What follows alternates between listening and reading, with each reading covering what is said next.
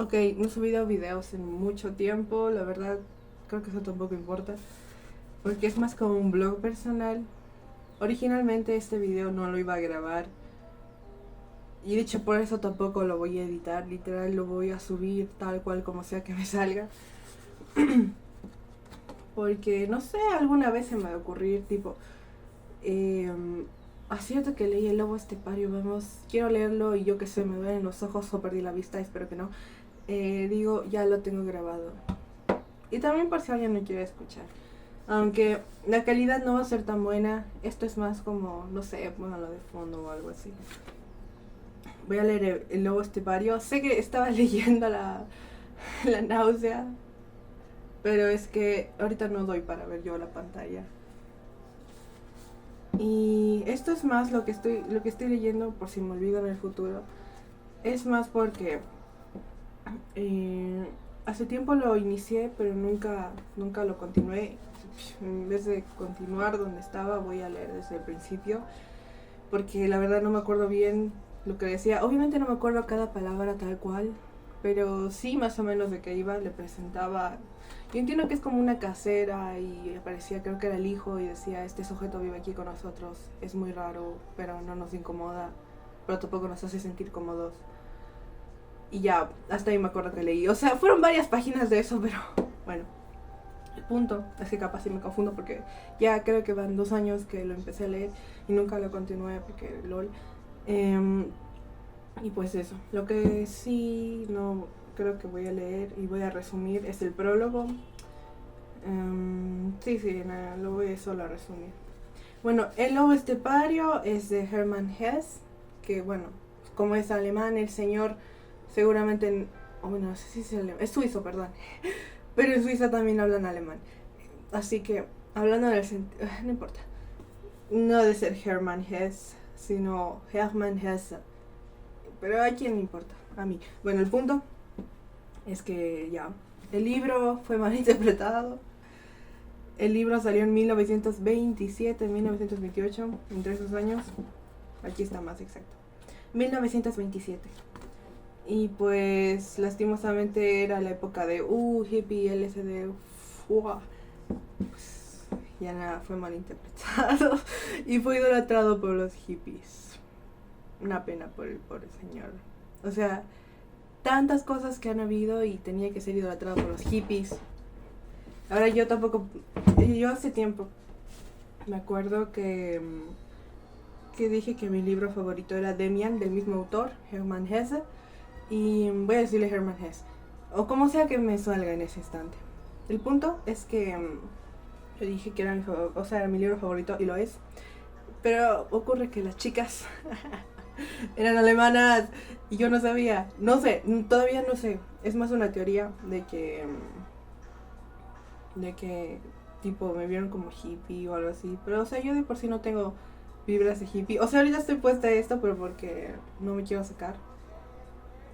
Porque ya me acostumbré a ponérmelo ahorita. O sea, porque no hay motivo para sacármelo. Estoy esperando que se seque en mi cara. Me la acabo de lavar. Y estoy con crema. El punto es que ahora entiendo por qué me dijeron, ¿qué? ¿En serio? Así, pero no como, ¿qué? ¿En serio? Sino, ¿qué? ¿En serio? Pues bueno, ya nada. Pero no, yo nunca vi nada hippie en el libro de Demian, porque no, o sea, yo más lo vi como la maduración, o sea, como de lo que trata. Es que yo no lo puedo ver como hippie. Trata de un niño que, si no estoy mal, empieza con los 11 años o empieza con 12, 13. El punto es que conoce a Demian, y Demian es alguien súper fuera de tiempo, por así decirlo, porque en la época en la que ellos vivían, o sea, no era común encontrarte a alguien que piense diferente. O sea, la mayoría tendía a pensar de una sola forma y el que pensaba diferente era como que, no me agrada, chao. Entonces, así. Y bueno, pues él el Demian no tenía como ese miedo a que lo juzguen. Y pues Emil, que es el protagonista, se queda así como, y le extraña. Y en resumen, Demian le abre los ojos de cierta forma a Emil. Y pues al final no les voy a spoilear, pero a mí me quedé así como que, wow, creo que tengo que leerla otra vez. Pero básicamente para mí es una historia de maduración y cómo crecer como persona. No creo que como los hippies.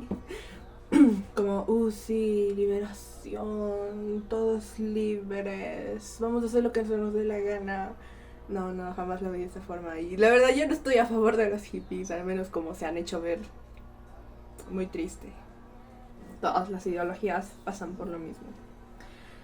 Bueno, introducción. El lobo estepario Hermann Hesse. Introducción. Es preciso señalar que este libro contiene comentarios que nos quedan de ese hombre que, así como él se llamaba a sí mismo en algunas ocasiones, le llamábamos el lobo estepario. No se requiere analizar si la obra necesita un prólogo introductorio. En todo caso, a mí, yo... Ay, espera, me llegó un mensaje. A mí, yo necesito agregar a sus hojas. Creo que falta una coma. Bueno, a mí yo necesito agregar a sus hojas. Algunas en las que podré plasmar el recuerdo que tengo de tal hombre. De él no conozco mucho, y más exactamente desconozco su origen y su pasado. No obstante, de su personalidad conservo una impresión muy marcada, y pese a todo tengo que confesar un simpático recuerdo. Hace algún tiempo el lobo estepario, que era un hombre de aproximadamente 50 años, se presentó en casa de mi tía buscando un cuarto mueblado. Alquiló la habitación del dúplex y un pequeño cuarto contiguo. Al poco tiempo volvió con un gran cajón que contenía libros y 2 baúles, y durante unos 9 o 10 meses residió en nuestra casa. Vivía tranquilamente y para sí, y si no hubiera sido porque nuestros cuartos eran adyacentes, lo que ocasionó varios encuentros casuales en el pasillo o en la escalera, no nos hubiéramos siquiera llegado a conocer, debido a que no era una persona sociable. Por el contrario, era insociable, en un grado que yo no había visto anteriormente. Era exactamente, como él se nombraba en algunas ocasiones, un lobo estepario, un ser raro, oscuro y salvaje, de un mundo diferente al mío. Realmente yo no sabía, hasta que leí sus notas, en qué hondo aislamiento llevaba su existencia, debido a su destino y su predisposición, y de cómo él mismo se encontraba plenamente consciente de este aislamiento como su propio destino. Sin embargo, yo, desde antes, ya lo había conocido con un leve encuentro, y en algunas conversaciones, y el retrato que se podía concluir de sus notas coincidía en el fondo con el que más defectuoso y pálido yo, debido a nuestro conocimiento personal, me había formado. Casualmente, yo estaba presente cuando el lobo estepario entró en nuestra casa por primera vez a alquilar una habitación a mi tía. Era mediodía cuando llegó. Aún los platos se encontraban sobre la mesa. Yo tenía solo media hora antes de tener que volver a mi trabajo. Recuerdo aún una impresión rara y algo contradictoria que me produjo en el primer instante. Después de que me llamó por la campana,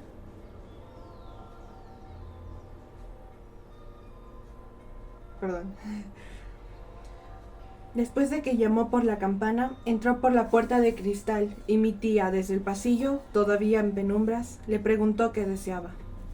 No obstante, el lobo estepario, olfateante, había alzado su cabeza rasurada y afilada, y oliendo alrededor con su nariz nerviosa, dijo, antes de contestar o de decir su nombre, «Oh, aquí huele muy bien». Y al tiempo que decía esto, sonreía. Al igual que mi tía, a pesar de que a mí me parecieron más bien jocosas estas palabras de saludo, y tuve algo en contra de él de inmediato. «Bueno», dijo, «vengo por el cuarto que está en alquiler». Solo pude observar mejor al hombre cuando los tres subimos las escaleras hasta el doblado. Él no era muy alto, pero tenía el caminar y la posición de cabeza que poseen los hombres corpulentos. Llevaba un abrigo de invierno cómodo y a la moda, y en referencia a los demás, vestía de forma decente, pero abandonado. Estaba afeitado y tenía el cabello demasiado corto, y por algunas partes empezaba a tener tonalidades grises. Inicialmente no me agradó en lo más mínimo su manera de caminar. Tenía algo dudoso y penoso que no concordaba con su perfil fuerte y agudo, ni con el tono y carácter de su conversación. Fue mucho después cuando me di cuenta de que estaba enfermo y le costaba mucho caminar. con una sonrisa rara, que también me pareció muy poco agradable, miró hacia la escalera, a las ventanas y paredes, y a las elevadas alacenas en el hueco de la escalera. Daba la impresión de que todo eso le agradaba. Sin embargo, también le parecía grotesco. Todo el hombre en general parecía que llegaba desde un mundo extraño, como de países ultramarinos, y que le resultaba muy hermoso aquí. Sí, pero también un poco ridículo. Era, no lo puedo negar, amable hasta agradable. Enseguida estuvo complacido y no puso objeción con la casa, la habitación, el precio por la renta y el desayuno. Sin embargo, alrededor de él había una atmósfera excesivamente rara, y ciertamente hostil y no muy buena. Rentó la habitación y también el cuarto de al lado. Supo todo lo referente a orden doméstico, calefacción, agua y servicio. Escuchó todo con amabilidad y muy atentamente. Se mostró de acuerdo con todo, y inmediatamente ofreció un adelanto por el precio del alquiler, y, no obstante, era como si todo eso no lo hubiera complacido completamente. Entre todo ese trato se encontraba a sí mismo ridículo, y como si no lo tomara seriamente, como si lo percibiera fuera de lo normal y algo nuevo el alquilar una habitación y hablar en cristiano con nosotros. Al tiempo que él estaba interiormente ocupado en cosas totalmente diferentes, la impresión que tuve fue algo así, que hubiera sido pésima, ay, que aquí está una tilde mal, que hubiera sido pésima a no ser porque la corregían todo tipo de pequeños rasgos. Antes que todo, lo que me gustó fue el rostro del individuo. A pesar de ese aire de extrañeza, me agradaba. Era una carta particular y hasta triste, pero despierta, muy inteligente y espiritual, y con las marcas de hondas meditaciones. Y, para disponerme todavía más a la reconciliación, a esto se le unía que su clase de amabilidad y cortesía estaba carente de orgullo, incluso cuando parecía que le costaba algo de trabajo. Existía una emotividad casi suplicante, cuya explicación supe posteriormente, pero que me puso un poco a su favor desde el primer encuentro. Tuve que ir a mi oficina, antes de finalizar el registro de las 2 habitaciones y de cerrar el trato, porque ya había transcurrido el tiempo que yo tenía libre. Entonces me despedí y lo dejé con mi tía. Me dijo mi tía, cuando volví por la noche, que el extranjero se había quedado con los cuartos y que se iba a mudar un día de esos, que le había pedido que no le notificara de su llegada a la policía, debido a que él, hombre enfermizo, no aguantaba esa clase de formalidades y el tener que andar de aquí para allá en la comisaría de la policía, con las molestias que eso ocasionaba. Aún puedo recordar cómo me tomó por sorpresa esto y cómo le dije a mi tía que no debía aceptar esa condición. Precisamente a lo poco simpático y excepcional me pareció que se adaptaba muy bien su temor a la policía, para que no fuera sospechoso. Le comenté a mi tía que no debía admitir de ningún modo esta rara pretensión de un hombre completamente desconocido, cuyo cumplimiento le podría ocasionar consecuencias muy poco agradables. No obstante, me enteré que mi tía ya le había prometido que cumpliría su deseo y que ella, además, se había dejado encantar por el extranjero. Ella no había tenido inquilinos con los que no hubiera podido sostener una relación afectuosa y amable, familiar, o mejor dicho, como una madre, de lo cual algunos inquilinos anteriores también habían sabido sacar excelente partido. Todo siguió de esa manera durante las primeras semanas, teniendo yo que objetar más de 4 cosas al nuevo inquilino, mientras que mi tía a cada instante se ponía vehemente de su lado. Debido a que me desagradaba la falta de notificación a la policía, por lo menos me quise informar con respecto a lo que mi tía supiera del extranjero, de dónde venía y de sus propósitos. Ella ya conocía algunas cosas, aunque él, después de que yo me había marchado a mediodía, solamente había permanecido por poco tiempo en la casa.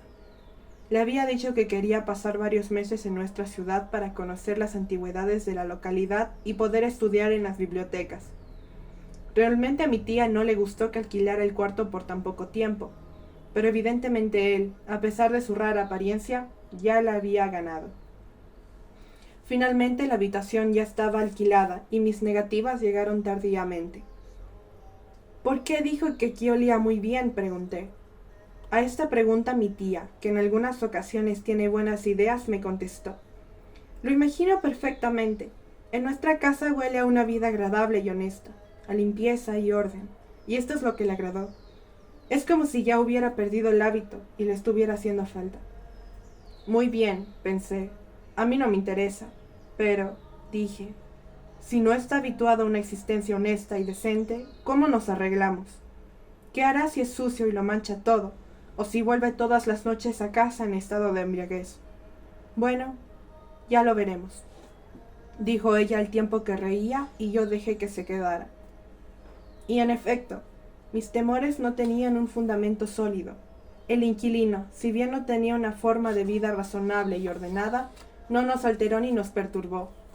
Aún hoy lo recordamos con agrado. No obstante, en el alma, en el fondo, ese hombre nos ha contrariado y nos ha hastiado mucho a ambos, a mi tía y a mí. Dicho claramente, aún no me deja tranquilo. En ocasiones, durante las noches, sueño con él. Sueño con él. Y en el fondo me siento inquieto y sobresalto por culpa de él. Por la sola existencia de una persona así, incluso le tomé auténtico afecto. 2 días después, un carretero trajo las cosas del extranjero, que se llamaba Harry Haller. Me dio buena impresión un baúl de piel muy bello y otro enorme baúl hundido, de camarote. Hacía pensar en prolongadas travesías anteriores, o al menos tenía pegadas etiquetas amarillentas de compañías de transporte, hasta transoceánicos y hoteles de diferentes países. Él llegó después. Aquí empezó la época en que yo conocí lentamente a este hombre tan particular. Al principio, de mi parte no hice nada para eso. Incluso cuando Haller llamó mi atención desde el primer instante que lo miré, durante las semanas iniciales no di ningún paso para encontrármelo o charlar con él. Debo confesar, por otra parte, es verdad que desde el comienzo observé un poco al individuo. Algunas veces, durante su ausencia entré a su cuarto y por curiosidad natural empecé a espiar. En referencia al exterior del lobo estepario, ya describí varios detalles. Daba la impresión a primera vista de ser un hombre superior. No se notaba vulgar y con un talento asombroso. Su rostro lleno de espiritualidad y la composición intranquila y fina de sus rasgos expresaban una existencia interesante y dinámica, excesivamente agitada, muy sensible y delicada. Cuando se conversaba con él, y él, lo que no sucedía casi nunca, sobrepasaba las fronteras de lo convencional y dejándose conducir por su singular naturaleza, pronunciaba frases personales y propias. Entonces nosotros no teníamos más remedio que someternos. Él había pensado más que otras personas, tenía aquella sosegada objetividad en asuntos del espíritu, esa segura capacidad de sabiduría y reflexión que sólo poseen los hombres verdaderamente espirituales. Los que no tienen ambición y no quieren brillar, ni tener la razón y ni siquiera convencer a los demás.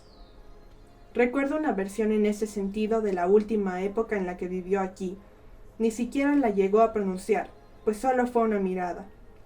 Había notificado una conferencia en el salón de fiestas del famoso filósofo de la historia y crítico cultural, un personaje con fama europea. Yo había logrado convencer al lobo estepario, quien inicialmente no tenía ganas de que fuera a la conferencia. Asistimos juntos y tomamos asiento uno al lado del otro. Cuando el expositor subió a la tribuna y comenzó el discurso, despojó por la forma superficial y creída de su apariencia a más de 4 oyentes que se lo habían imaginado como un profeta. Al empezar a hablar, manifestando al público varios elogios y agradeciendo el elevado número de asistentes, fue cuando el lobo estepario me miró inmediatamente, que criticaba esas frases e incluso a todo el conferencista. ¡Oh! Una mirada eterna y aterradora, sobre cuyo significado se podría escribir un libro completo.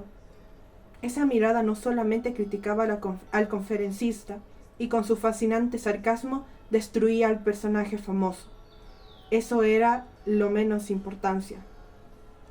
La mirada era más afligida que sarcástica. Era indescifrable y amargadamente afligida. Su contenido era una callada desilusión, realmente definitiva e irremediable y de cierto modo también transformada en forma y en costumbre.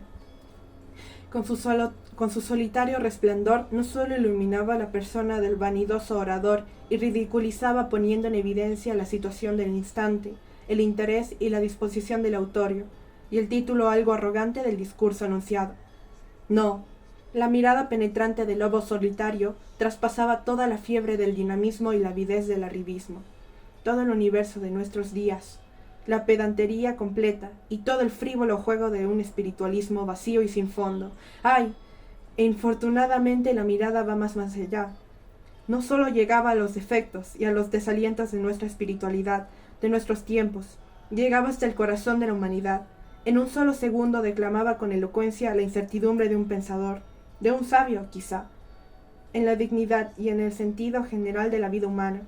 Esa mirada exclamaba: «Mira, nosotros somos estos monos, fíjate, el hombre es así». Y se vinieron a tierra, y se trataba de un juego de monos. Todas las conquistas del alma, todos los progresos hacia lo magno, lo excelso y lo eterno dentro del humano, toda gloria, toda discreción. Con esto me he precipitado mucho, y he dicho en el fondo lo principal sobre Haller, contra mi objetivo y mi verdadero deseo, cuando inicialmente mi idea fue solo ir descubriendo paulatinamente su imagen, a medida que iba refiriendo a mi creciente conocimiento de él. Debido a que me he anticipado de esta forma, es necesario seguir hablando de la enigmática extravagancia de Haller y explicar con detalles cómo presentí y llegué a conocer lentamente el significado y los fundamentos de esa extravagancia, de este aislamiento gigantesco y aterrador. Es mejor de esa manera, pues me encantaría en la medida de lo posible dejar a mi propia persona de lado. No deseo publicar mis confesiones, ni dedicarme a la psicología o narrar novelas. Solamente ayudar con algún detalle, y como testigo presencial, a la imagen del singular hombre que dejo estos escritos del lobo estepario. Cuando lo vi por primera vez, al entrar por la puerta de cristal de mi tía, con la cabeza levantada como lo hacen las aves, y elogiando el excelente olor de la casa, me llamó la atención lo típico de este hombre. La antipatía fue mi inicial e inexperta reacción contra eso. Noté, y también mi tía, que no era en absoluto una intelectual, percibía precisamente lo mismo, que ese hombre estaba enfermo, enfermo del alma, de ánimo o temperamento, y con el instinto del hombre sano me defendía en su contra. Con el paso del tiempo, esta protesta fue sustituida por simpatía, que tenía como principio una enorme compasión hacia este grave y eterno paciente.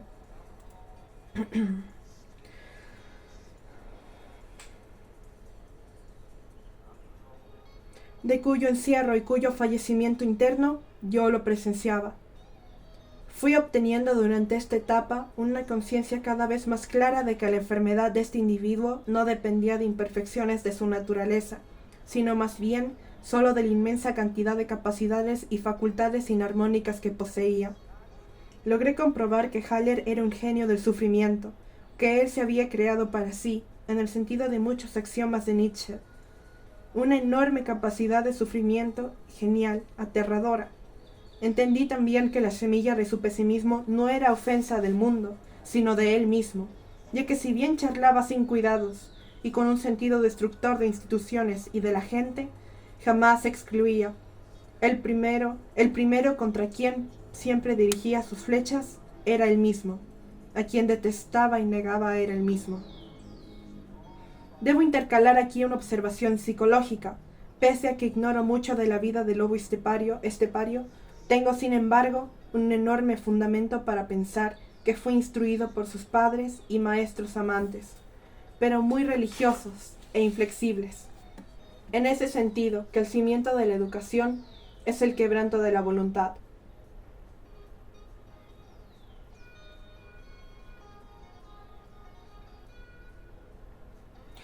Ahora bien, En este estudiante no resultaron esta destrucción y pérdida de la voluntad.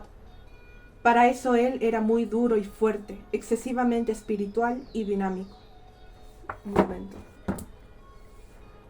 Uy, me olvidé que mi cabello se puede dar forma con esto. Oh no.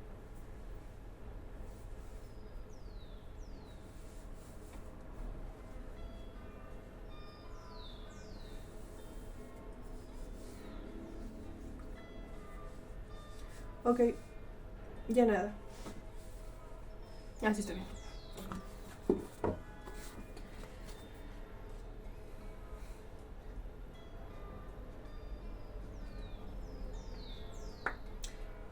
En lugar de arruinar su personalidad, solo se consiguió que se detestara a sí mismo.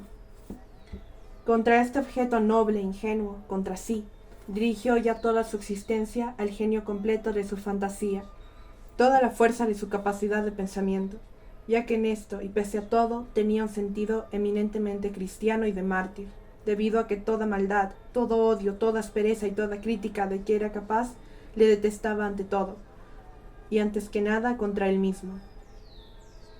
En lo que respecta a los otros, a los que estaban a su alrededor, no dejaba de hacer siempre los intentos más serios y sobrehumanos para quererlos, para hacerles justicia, para no perjudicarlos, porque el ama a tu prójimo lo tenía tan hondamente inculcado como el rencor a él mismo. De esta forma, su existencia fue una permanente prueba de que si no hay afecto hacia la propia persona, es de la misma manera imposible sentir afecto por el prójimo, de que el odio de uno mismo es perfectamente igual y produce en conclusión igual retiro e igual desesperación que el egoísmo más furioso. Pero ya es tiempo de que haga mis ideas a un lado y converse de realidades. Inicialmente lo que supe del señor Haller fue su modo de vivir, en parte por mi averiguación y también por las observaciones de mi tía. Era indudable que era un hombre que no ejercía ninguna profesión práctica y que era un individuo de libros y de ideas. Se quedaba en la cama por mucho tiempo. En algunas ocasiones se ponía en pie un poco antes del mediodía, y tal como lo hacía con su pijama, caminaba los pocos pasos desde su habitación al gabinete. A los pocos días el gabinete, un sotabanco amable e inmenso, con 2 ventanas, ya que habían adquirido una apariencia diferente a la época en la que habían vivido allí otros habitantes, se iba llenando con muchísimos objetos y se llenaba más mientras transcurría el tiempo. Se podían mirar en las paredes cuadros colgados o dibujos clavados.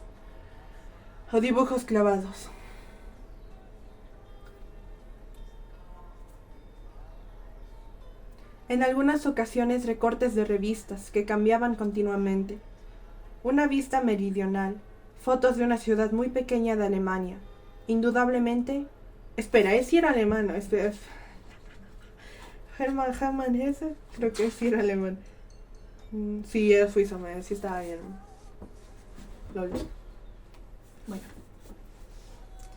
Bueno, una vista meridional, fotos de una ciudad muy pequeña de Alemania, indudablemente el pueblo donde había nacido Haller. Pendían allí, entre las resplandecientes acuarelas de colores. Fue después cuando supimos que él las había dibujado. Más tarde la pintura de una jovencita o la de una señora muy joven y atractiva. Estuvo colgado en la pared. Durante un tiempo, un Buda siamés fue reemplazado por una réplica de La Noche de Miguel Ángel, después por un retrato de Mahatma Gandhi. Los libros no solo llenaban el enorme armario... ¡Au! Me dolió, esperen. ¡Au! ¡Au! Ay, no sé qué me hice.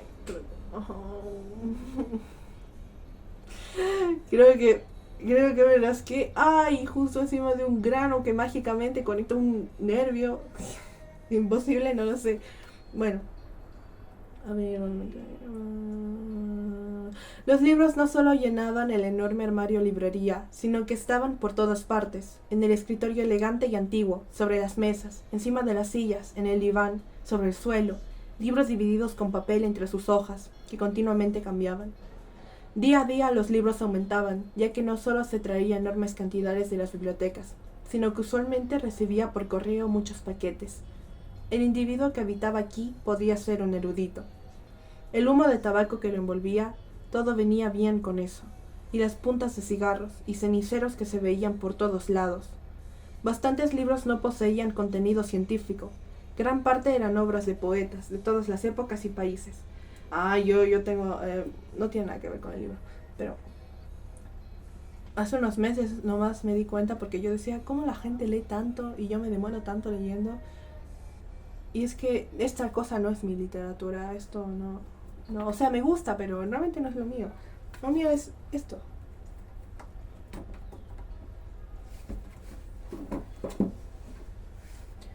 Pregúntame. Esto sí me lo acabo. Esto sí puedo. A mí me encanta la literatura científica, no sé. A mí me encanta. Yo no doy para poesía, no doy para narrativa, no doy. Yo doy para científico. No doy para más. Y pues ya. Qué pena, ¿no? Qué pena. A mi criterio no. Pero bueno.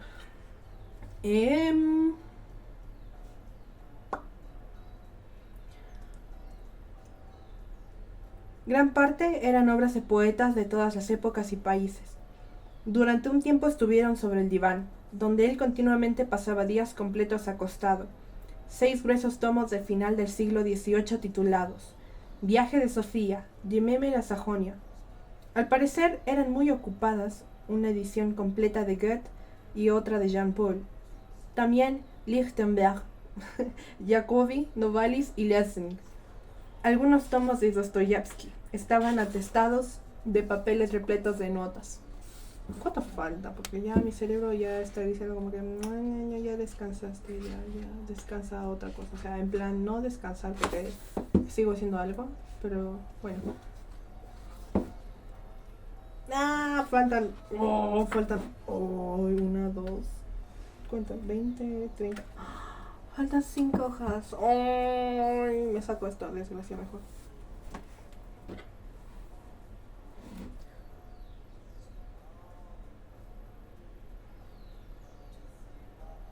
Bueno, creo que sí doy.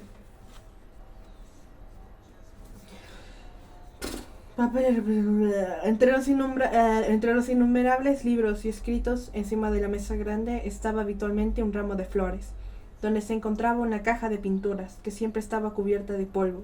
Al lado se encontraban los ceniceros y toda clase de botellas y de bebidas, para no pasar por alto. Había una botella recubierta con una funda de paja, llena permanentemente de vino italiano, que él adquiría en una tienda del barrio. En algunas ocasiones también se podía observar una botella de Borgoña, igualmente de Málaga, y una botella muy gruesa de Kirsch, que debía acabarse casi completamente.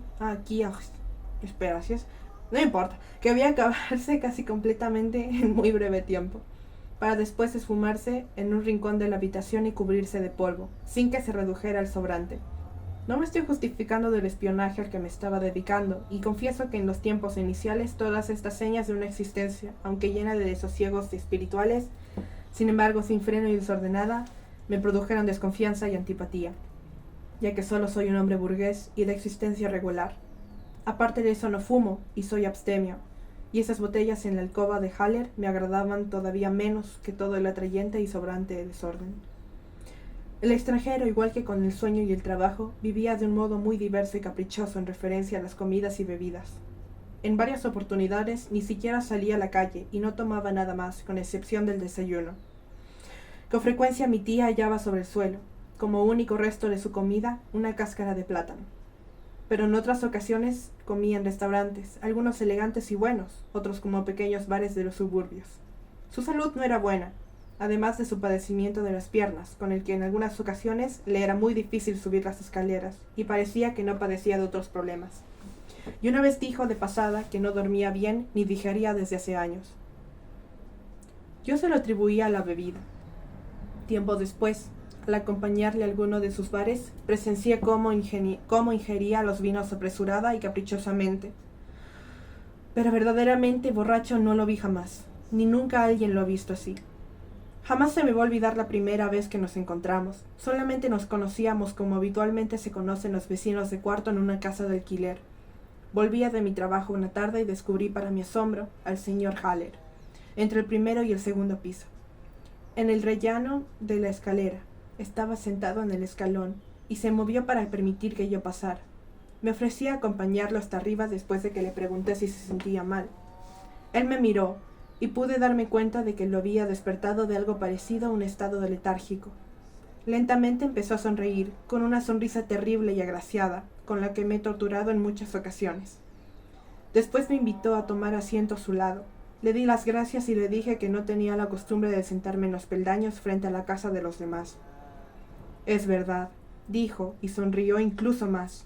Usted está en lo cierto, pero espere un poco, no quiero dejar de enseñarle por qué me he tenido que sentar en este sitio por un instante. Y mientras decía esto señalaba el espacio delante del primer piso, en el cual habitaba una viuda. En el estrecho espacio con el piso del parquet, entre la puerta de cristal, la escalera y la ventana, estaba reclinado un enorme armario de caoba, con aplicaciones de metal muy antiguas, y en el suelo delante del armario, sobre dos pequeños soportes, se hallaban dos plantas en inmensas macetas. Una araucaria y una azalea. Espera, tal vez... ¿Cómo pones una araucaria allí?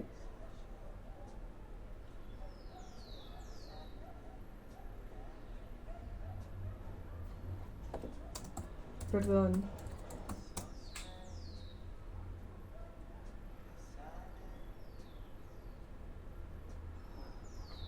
Desperdicio de la planta, mi criterio. O sea, yo también quisiera tener una araucaria en mi casa, pero si va a crecer hasta allí, pues mejor no. Mejor la planto en algún sitio. Ilegalmente y nadie se da cuenta. No entiendo cómo es ilegal plantar árboles. O sea, sí y no, pero... mejor no construyas la casa donde voy a plantar ese árbol, ¿no? Bueno. Las plantas se veían muy bonitas y siempre estaban perfectamente cuidadas y limpias. Esto ya había llamado agradablemente mi atención. Mire usted, continuó Haller. Este pasillo pequeñísimo con la araucaria huele de un modo fascinante. Casi nunca puedo pasar por aquí sin pararme un poco. También huele bastante bien en la casa de su tía y prevalece el orden, así como la más grande pulcritud, pero el rincón de esa araucaria es de tan encantadora pureza, está tan perfectamente higiénico, tan aseado, encerado y lavado, que su resplandor ciega. Tengo que respirar con la nariz muy abierta cada vez que estoy aquí. ¿Usted no lo huele también? ¿Cómo es posible que la fragancia de la cera del suelo y una leve reminiscencia de trementina al lado de la caoba, las hojas lavadas de las plantas y unido con todo lo demás, producen un perfume, un máximo de afán y exactitud, de limpieza burguesa, de devoción de los detalles, de obediencia del deber? Ignoro quién viva ahí, no obstante, debe existir un edén de higiénica civilidad y de pulcritud, de orden y de exacto y apasionante apego a las rutinas pequeñas y deberes detrás de esos cristales.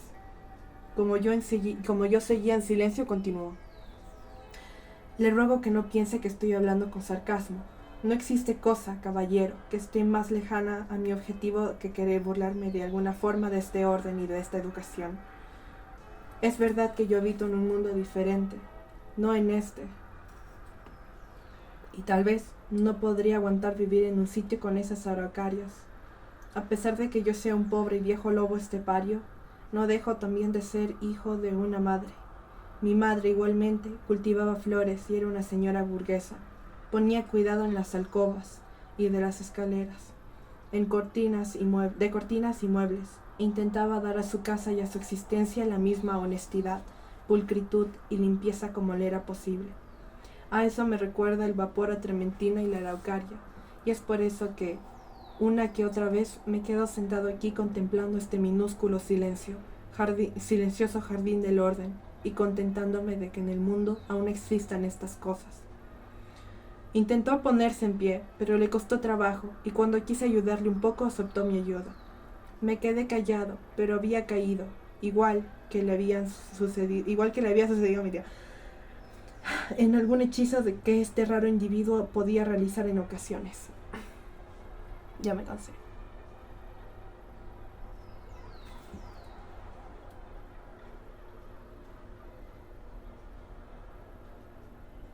Bueno, ya me cansé. Chao.